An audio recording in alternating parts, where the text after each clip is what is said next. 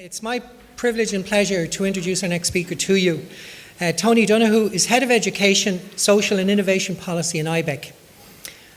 You'll all know that IBEC is the national voice for Irish business and employers and the umbrella body for Ireland's leading business sector groupings. In his role, Tony is a member of the National Economic and Social Council and the expert group on future skills needs, and also at European level on the board of the European Centre for the Development of Vocational Education and Training. Tony, in his role over the last 20 years in IBEC, has written on many occasions and has presented at many conferences on education and training and its role in society over those years. Tony today will set out the challenges that he sees for us as an ETB going forward. He'll comment on what is perceived to be a tension between what is economically and politically demanded of our education and training service and what is for the greater good. Would you please welcome Tony O'Donoghue?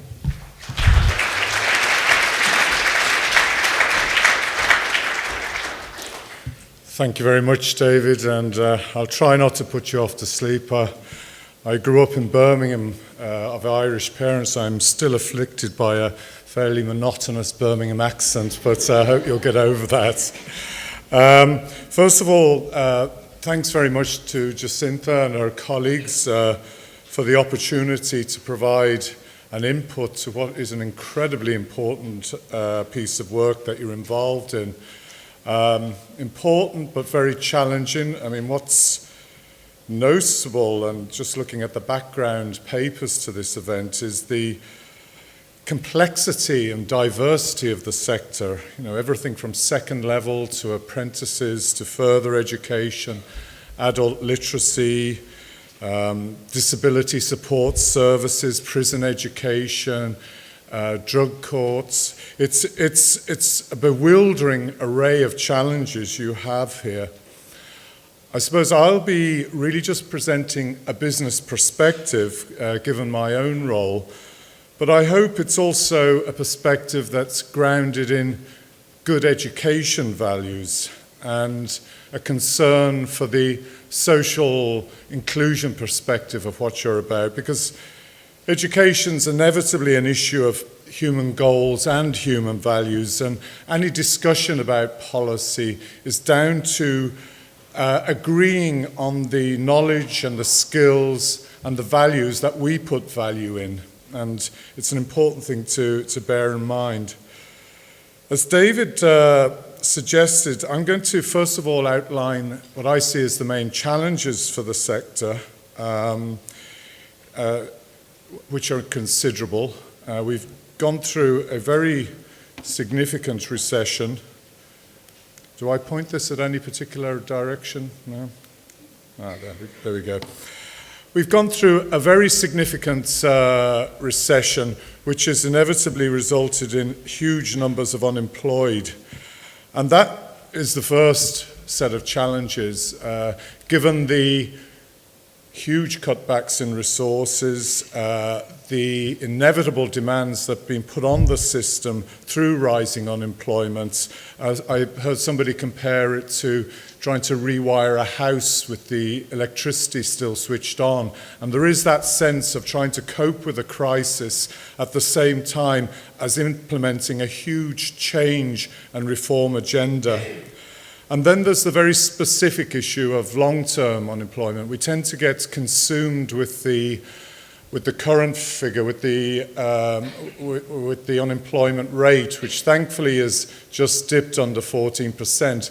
But that's not really the metric that we should be concerned with. It's the long-term unemployment rate. There's always churn on the live register. And unfortunately, that's reached 60% at this stage. And those of you, and looking around the room, there's not too many, but those of you who have got very clear memories of the last recession, I recall a particular figure which was in around 1995, when the Celtic tiger was roaring away or beginning to roar. We'd had about 2 years of very healthy growth, but our long-term unemployment rate was running at 9%. It's not running at 9% today. It may well reach that, but that should be the lesson, that long after we've corrected our fiscal crisis, long after we've corrected our banking crisis, this could be the residual fallout from the recession, long-term unemployment, which, as a lot of you are very aware, then feeds into intergenerational unemployment and social disadvantage. Related to that, I think there's also a challenge around guidance and counselling, and a very specific challenge, because, and it's probably in the employment service. We know there's an expertise already in the further education sector through the adult education officers, but particularly on the what's now the intro service, it's getting that linkage between what you're doing and what the new intro service, which itself is going through a huge change process, doesn't have that culture of guidance and counselling. Its role was traditionally benefits, administering and giving benefits. Getting that connection is going to be critical. We've also got a lot of multiple and overlapping programs in this new ETB I suppose, scenario. There's a list of some of them on the VC side, PLCs, VTOS, Youth Reach, BTI, adult literacy, community education. On the force side, we have apprenticeships, traineeships, etc. So inevitably, there's an element of overlap, and probably, if we're to be honest, wasted resources in that multiplicity of programs. Each of those programs were developed for very good reasons to answer very specific needs, but we need to establish connections between them. And most of all, we also need to evaluate the outcomes. We're very good at measuring inputs. We know how much we spend on these programs, but in terms of outcomes, the differences they make to people's lives, we've got less robust data. The next challenge is around literacy and numeracy. And I think this is probably the most significant challenge of the lot. If we wanted any evidence around this, we had what was called the PIAC, the Programme for International Assessment of Adult Competencies results, published about 3 weeks ago by the OECD. And Ireland, quite frankly, performed abysmally. We were 17th out of 24 countries in terms of literacy. And most worryingly of all, 18%, and that's almost 1 in 5, were at or below level 1 in terms of our literacy scores.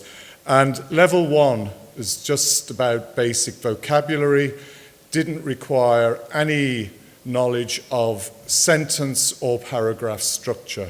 So that shows the challenge in that area. On numeracy, we performed even worse, 19th out of 24, and over 25, almost 26% of people who took part in this study performed at below level 1, which meant they could not conduct a simple calculation and didn't understand simple percentages.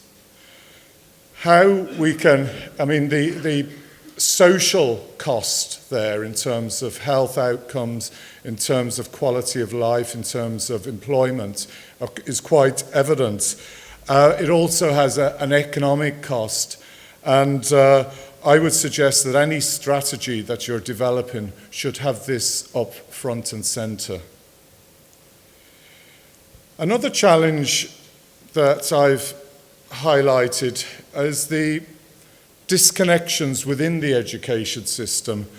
In my own job, I deal with everything from preschool, which in policy terms is incredibly important, right through fourth level and lifelong learning. And I'm always struck about the disconnections between the system. particularly between further education and higher education. And there's a related point here about the status of vocational education, which does not enjoy parity of esteem. We've got a very traditional middle-class view of education in Ireland, which is around the CAO system, around getting to higher education. That's the aspiration of most Irish families. And indeed is embedded in our national skills strategy, where there's an aspiration to have more than 70% of our school leavers moving into higher education. I mean, it's very worthy at one level, but I think we're paying both an economic and social price, and we need to revisit that target. There's a lot of discussion about the German dual system, and we aren't Germany. I mean, it's taken centuries for them to develop a dual system of education, but I think we could be coming up with different models that actually relate the world of work and the world of education much more closely together. And that brings me on to the final challenge, and the one I suppose I want to spend a bit of time talking about is the disconnections between education and business. And I even got a sense of it in your background paper, where there was discussion about, I suppose, the balance between education for economic benefits and education for the social good or for the public good. I actually don't see a disconnection there at all, or a need even to achieve a balance, because I think they're one and the same thing. I think you get these phony debates about whether we're educating people for a society or for an economy. We're quite evidently educating people for a society, but we need an efficient economy on which to base that society. And I also think the discussion is really born out of a very old-fashioned view of what the world of work looks like. You will find, if you scratch the surface, that, and I'll tell you some of the reasons why, that what we call a holistic view of education, educating the person, is very similar to what an employer would recognize in terms of competencies, generic skills, employability skills. The language isn't as elegant, but we're talking about very much the same thing. Because work is changing at a very rapid rate, and the skill requirements are changing very rapidly in terms of the occupations themselves, the technical skills required, and the generic skills. These are driven by a number of external factors. The world of work is much more regulated. You heard this morning about technological change, and that's going to be with us for the foreseeable future and is driving a lot of the change you see in the workplace. You will always get that sort of job creation and job destruction, that churn that I mentioned earlier. The world of business operates in a very competitive, globalized environment. There's growing concern around social and environmental sustainability. There are other trends like demographic changes, our aging population, and then there's changing consumer demands. So that constant state of flux that the world of work finds itself in has an impact on what it requires in terms of education outcomes. In my job, I'm constantly asked, well, where are the jobs of the future? You always get this when you see the career supplements coming up in newspapers. Where do you think the jobs will be? In fact, it's nigh on impossible to say where they'll be, at least beyond a 5-year framework. Short-term employment forecasting is a bit more reliable, but once you get to 5 years, it's very difficult to predict because of these drivers of change.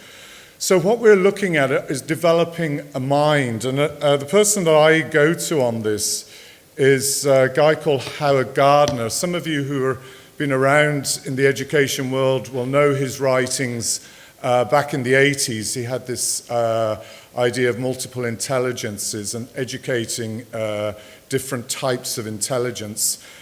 More recently, he wrote a book called 5 Minds of the Future. And what was interesting about this, it was actually aimed at business leaders. He's an educationalist, but he was talking to business leaders.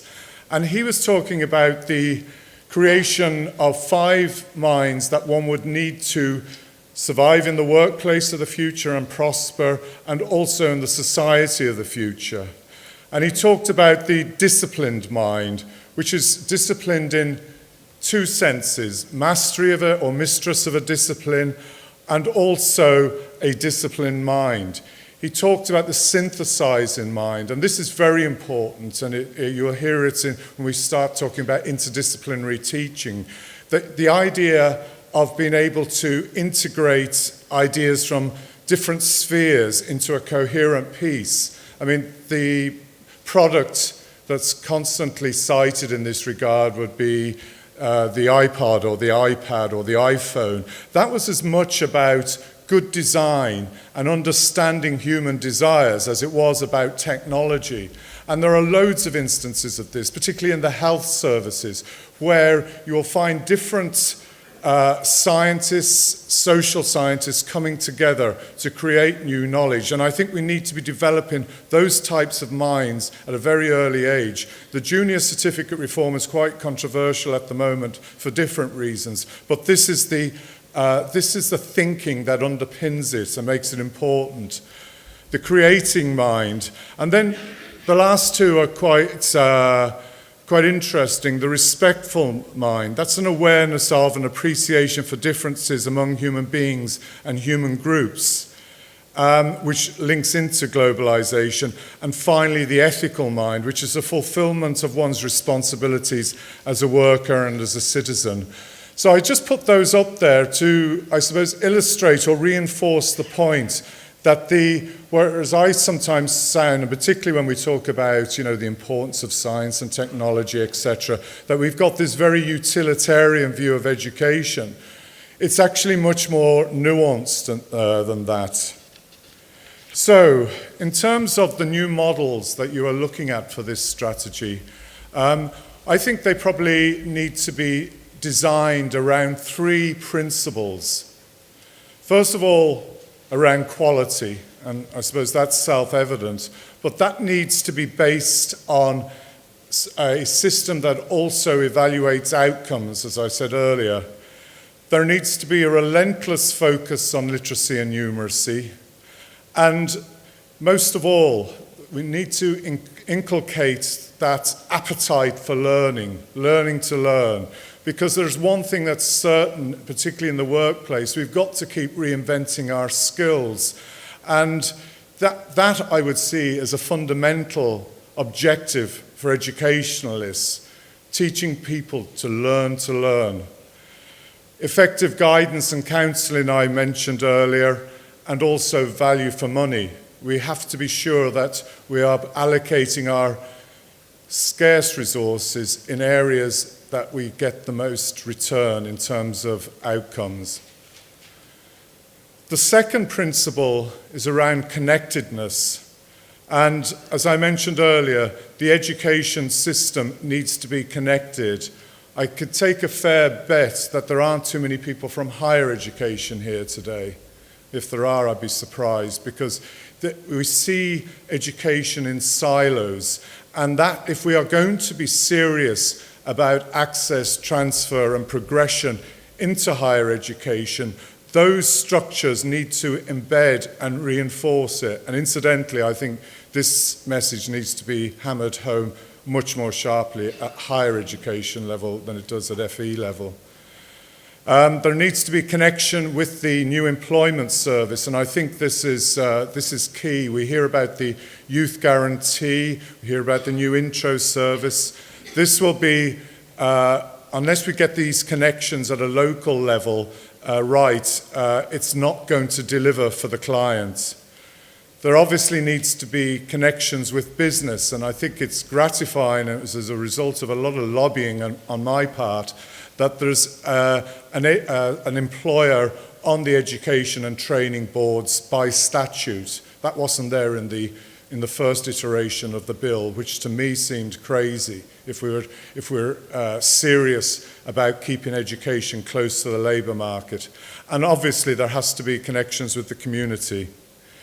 And then the final of the three features of this new model, three design features, needs to be responsive and flexible. You already heard this morning about the changes in technology and business processes. We need new approaches to work-based learning, including, and there's a piece of work going on at the moment in terms of reforming the apprenticeship model. I think there are huge opportunities here. If we come up with an apprenticeship model, for those of you who are not familiar, designated apprenticeships only apply to 25 different trades, most of which are in the construction sector. Not surprisingly, when the construction sector collapsed, a lot of apprenticeships have not dried up, but have fallen dramatically. We only had about 1,200 new apprentices this year. We were running at about 8,500. I think if we come up with a new model that is applicable to a whole range of, incidentally, it was 80% or more male as well. So a new model that applies to a whole range of occupations, female and male dominated, that will be more flexible, will not be just 4 years, which all apprenticeships apart from printing are now, whatever the learning outcomes. We could encourage people back into this mode of learning. I think we need to devolve responsibility to teachers, and again, that's what the junior certificate reforms are about. And we need to invest in the professionalism of teachers. We are very poor as a country in terms of how much we invest in CPD for teachers. Most education policy comes down to what you teach and how you teach it, and it's invested in the capabilities of the teachers, and we need to be relentless in how we focus on that, but also trust teachers as professionals in terms of how they organise their own curricula and their learning environment and their assessment. Utilisation of technology, creating a space for innovation in our system, and finally, developing those minds of the future that Howard Gardner spoke about. So thanks very much for your attention. I hope I've given you something to think about in your deliberations, and the best of luck with your work. Thanks a lot.